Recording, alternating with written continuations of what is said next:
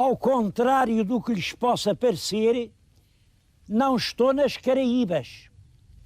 Eu não saí aqui dos arrabaldes de Lisboa. Estou simplesmente em Alcochete. E é esse o sentido do programa. Não deixem estragar Alcochete. Durante muito tempo, esta terra foi para os lisboetas um verdadeiro paraíso. Era para aqui que os reis e os grandes fidalgos vinham descansar e desse tempo há ainda muitas lembranças.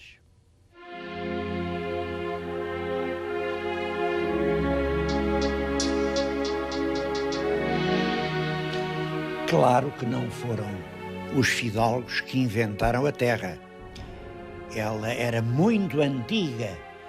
Compreendem aqui uma região rica, com o rio ao pé, foi ocupada desde longas datas.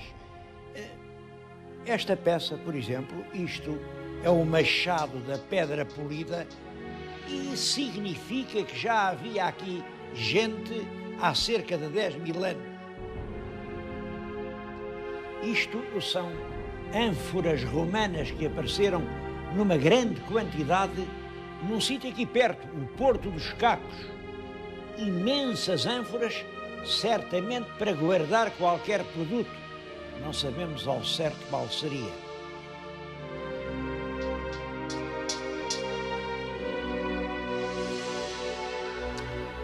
Também há muitos vestígios da época árabe. Sabem que o Dom Afonso Henriques, depois da conquista de Palmela, tomou para si os mouros. Bom, isso no fundo queria dizer que em vez de serem escravos dos conquistadores, eram escravos do próprio rei. Mas isso sempre lhes dava alguma segurança. E daí que certos vestígios tenham chegado até hoje. Isto, por exemplo, é uma adufa.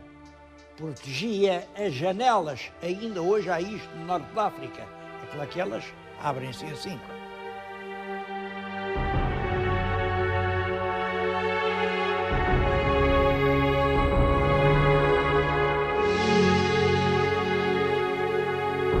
E reparem nestas 3 peças que são exemplares soberbos de cerâmica árabe.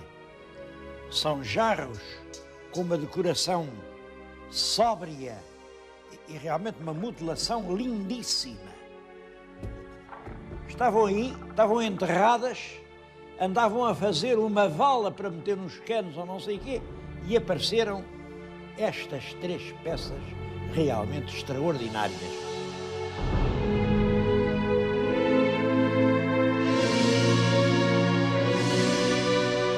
Alcochete foi dada à Ordem dos Cavaleiros de Santiago da Espada logo no tempo do rei Sancho II.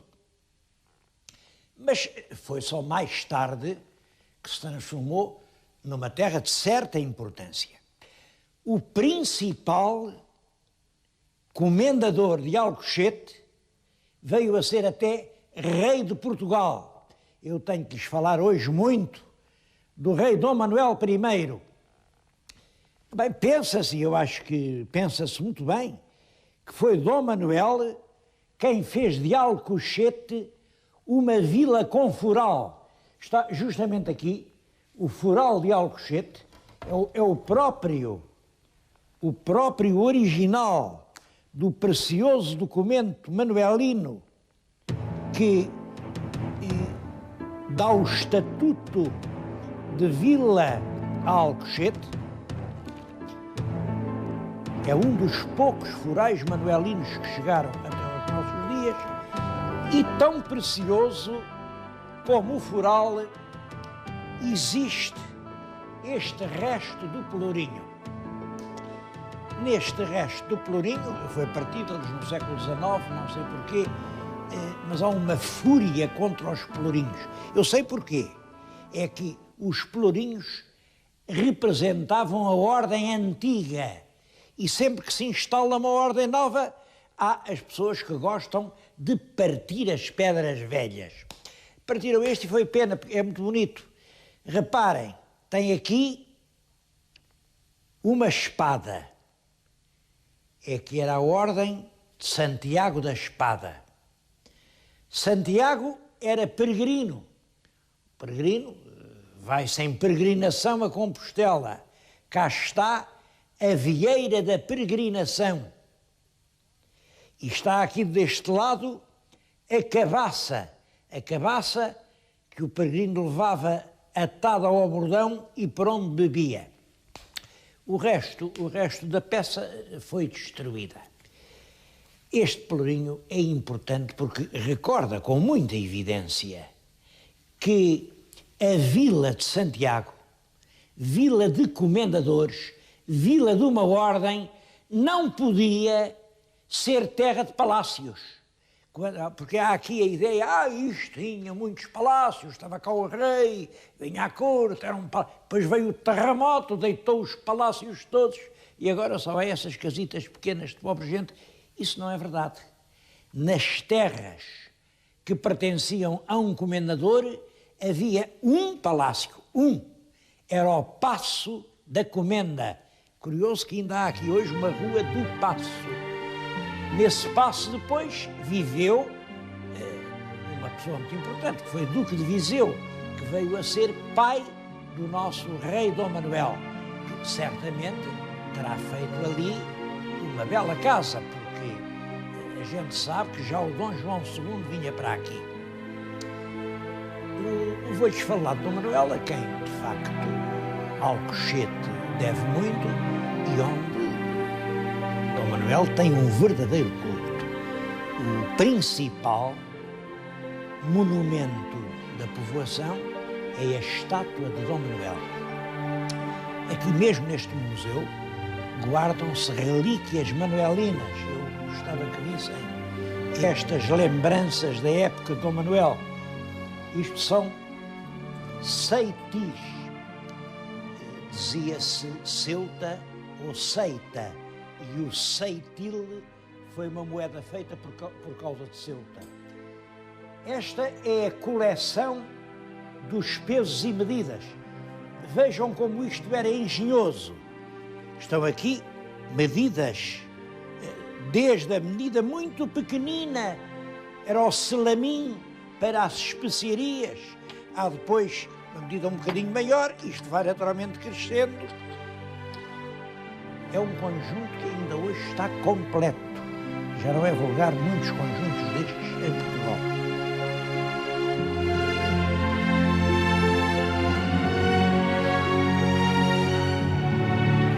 Mas reparem que numa terra que pertence a uma ordem, é uma comenda de Santiago, tudo é da ordem, tudo é do senhor comendador. O povo não pode ser proprietário. Portanto, é uma terra sem burgueses. E é isso o que realmente caracteriza a população de Alcochete. Estas duas imagens que tenho aqui são imagens de o povo de Alcochete nos inícios do século passado, quer dizer, quando acabaram com os tais comendadores. São gente de trabalho.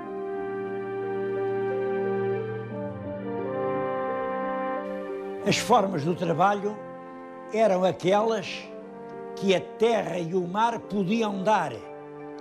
Naturalmente, na terra, o arado. No mar, o navio. E onde a terra e o mar se encontravam, o sal. É isso que o leme, o arado e o engenho simbolizam. O leme que governava os barcos, o arado que revolvia a terra e o engenho. O engenho era uma roda para movimentar as águas com o sal.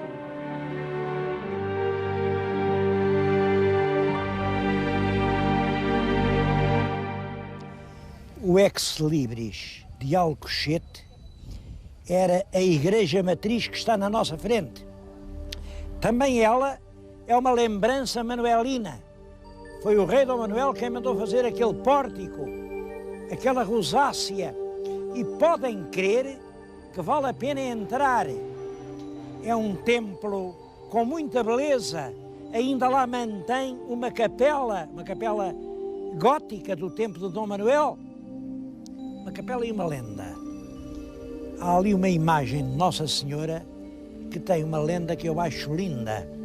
A imagem é essa que estão a ver. E a lenda é assim. Diz que quando Alcochete ainda estava longe de ser coisa nenhuma, esta gente era muito pobre, e andava um lenhador à procura de uns troncos para levar para casa, para a sua pobre fogueira, e com a machada quis abrir um tronco em dois.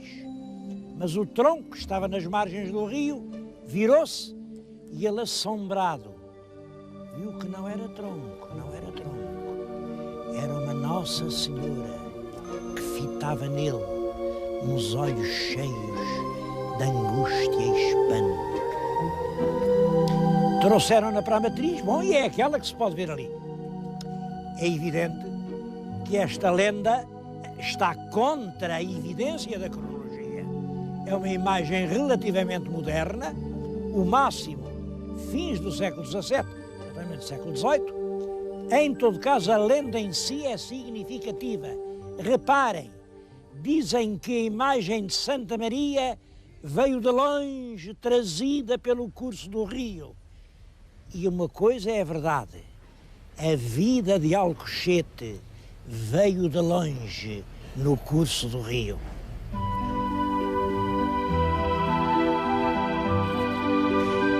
As grandes imagens coletivas de Alcochete não são dadas nem pelos príncipes, nem pelos fidalgos.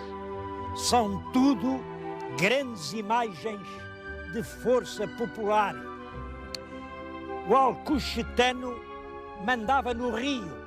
Olhem, essa grande planura líquida, esse era o mar da palha, e aqui desta margem a palha que sustentava todas as cavalariças de Lisboa, e o toijo das padarias. Era aqui Alcochete que se vinha buscar o toijo em todos esses pinheirais alentejanos. Os alcochetanos colhiam grandes montes de toijo que mandavam para Lisboa. E o salineiro que apanhava o sal que durante séculos e séculos se exportou. Ainda hoje há salinas, ainda hoje vale a pena vê-las.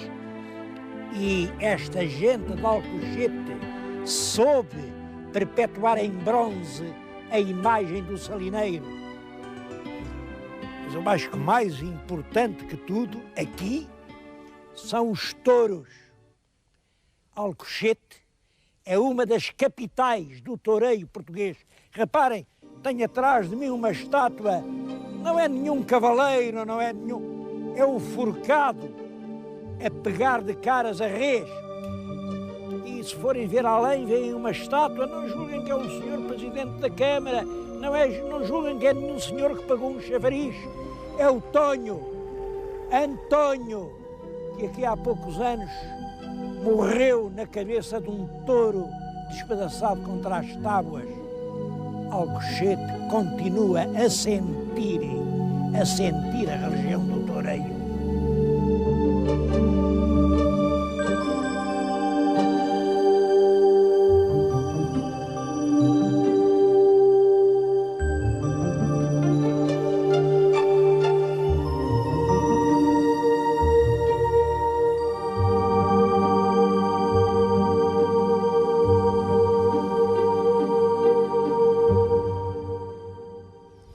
Outro monumento que merece bem uma visita é a Antiga Misericórdia.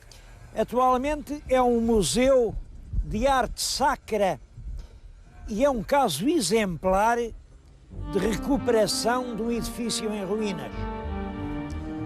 No interior há muita coisa para ver. O antigo retábulo, que é a pintura do século XVI. Esta é a bandeira da Misericórdia, das mais antigas, seguramente, que se pintaram em Portugal, e realmente uma belíssima obra de pintura. A Misericórdia tem uma curiosidade, situa-se aqui, exatamente nos confins da vila, e as paredes refletem-se sobre as águas do Mar da Palha. Era sobre isso que eu lhes queria também falar. O Mar da Palha. Eu não lhe posso chamar mar interior, visto que ele tem comunicação com o Atlântico. Em todo caso, é a maior extensão de águas que há dentro do nosso país. Águas, eu vou dizer, águas límpidas, águas cristalinas, não vou. Eu vou mostrar-lhe as águas tais quais elas são. Isto é um cálice com água que eu mandei agora mesmo colher no Mar da Palha. Este é um cálice de simples água da fonte.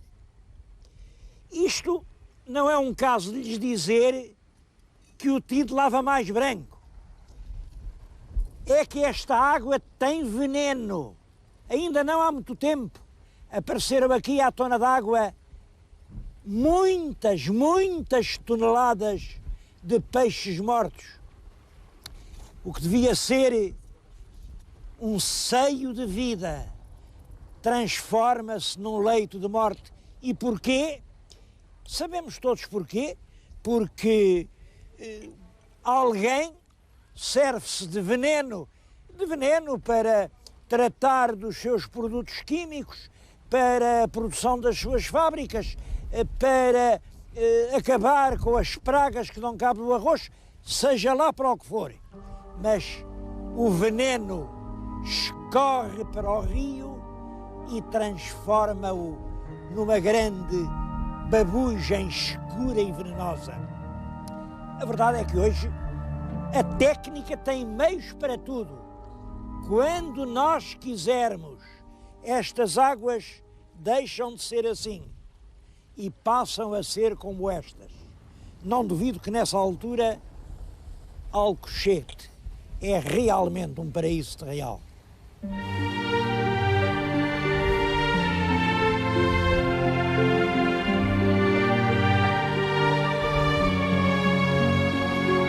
Quando os portugueses da expedição de Vasco da Gama chegaram à Índia, ia a bordo de um dos navios o Álvaro Velho.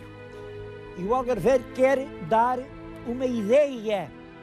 Ele está a escrever e quer dar uma ideia de como a cidade de Melinde é bonita. E então diz, vista do mar, aquelas boas casas, muito caiadas, muito brancas, entremeadas de altas palmeiras, aquilo faz-me lembrar Alcochete. Realmente, a vila de Alcochete, olhada aqui do estuário do Tejo, tem um encanto indizível.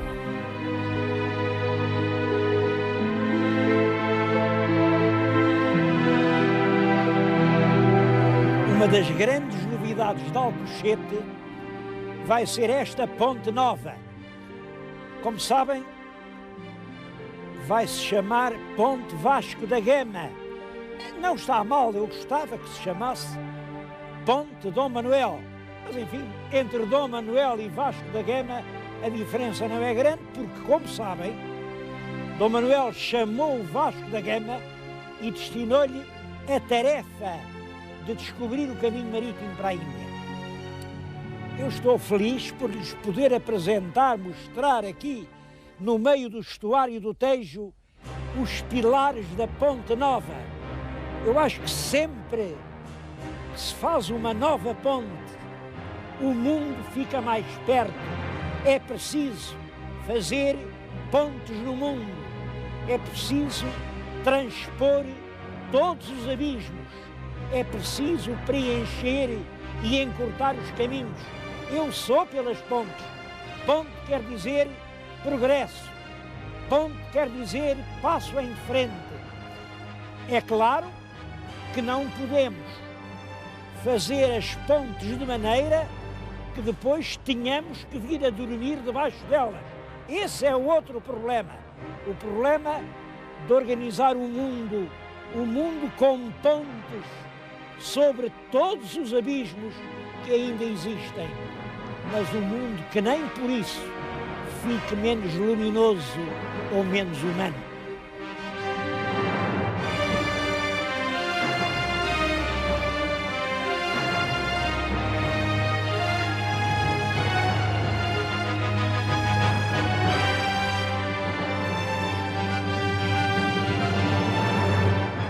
Cada vez que se constrói uma ponte, modifica-se um pouco o mundo. Eu penso que se algum dia fosse possível construir uma ponte entre o céu e o inferno, e era bem bom que isso acontecesse, o céu deixava de ser céu e o inferno deixava de ser inferno. Penso que todas essas mudanças precisam de ser previstas, planeadas, acauteladas.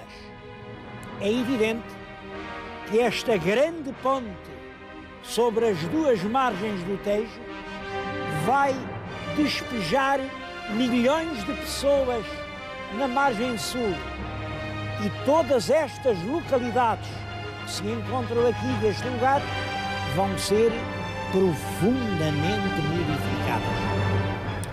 A modificação é fatal, ninguém a pode evitar.